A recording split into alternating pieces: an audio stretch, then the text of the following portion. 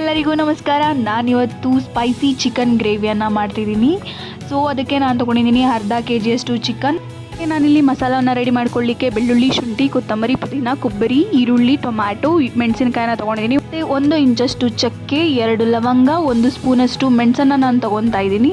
So ಇದೆಲ್ಲವನ್ನು ಒಂದು ಬಾಣಲಿಗೆ ಸ್ವಲ್ಪ ಎಣ್ಣೆ ಹಾಕಿ ತೊಗೊಂಡಿರುವಂಥ ಎಲ್ಲ ಮಸಾಲ ಸಾಮಾನನ್ನು ಫ್ರೈ ಮಾಡಿ ಅದನ್ನು ಮಿಕ್ಸಿ ಜಾರ್ಗೆ ಹಾಕಿ ಚೆನ್ನಾಗಿ ನುಣ್ಣಗೆ ರುಬ್ಕೊಬೇಕು. ನಂತರ ಒಂದು ಬಾಣಲಿಗೆ ಎಣ್ಣೆ ಹಾಕಿ ಕರಿಬೇವು, ಈರುಳ್ಳಿ ಹಾಕಿ ಚೆನ್ನಾಗಿ ಬಾಡಿಸಿ ನಂತರ ಅದಕ್ಕೆ ತೊಳೆದಿಟ್ಕೊಂಡಿರುವಂಥ ಚಿಕನನ್ನು ಹಾಕಿ 1 ಸ್ಪೂನಷ್ಟು ಅರಿಶಿನ ಹಾಕಿ ಚೆನ್ನಾಗಿ ಫ್ರೈ ಮಾಡ್ಕೊಬೇಕು. ನಂತರ ಇದಕ್ಕೆ ರುಬ್ಬಿಟ್ಕೊಂಡಿರುವಂಥ ಮಸಾಲನ ಹಾಕಿ 1 ಟೊಮ್ಯಾಟೊ, ಮೊಸರನ್ನ ಹಾಕಿ ಫ್ರೈ ಮಾಡ್ಕೊತಿದ್ದೀನಿ.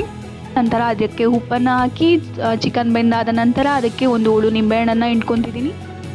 ಚಿಕನನ್ನು 15 ನಿಮಿಷಗಳ ಕಾಲ ಚೆನ್ನಾಗಿ ಬೇಯಲಿಕ್ಕೆ ಬಿಡಬೇಕು. ಮತ್ತು ನಂತರ ಸ್ವಲ್ಪ ಕೊತ್ತಂಬರಿ ಹಾಕಿ ಚೆನ್ನಾಗಿ ಮಿಕ್ಸ್ ಮಾಡಿದರೆ ಸ್ಪೈಸಿ ಚಿಕನ್ ಗ್ರೇವಿ ರೆಡಿ. ಧನ್ಯವಾದಗಳು.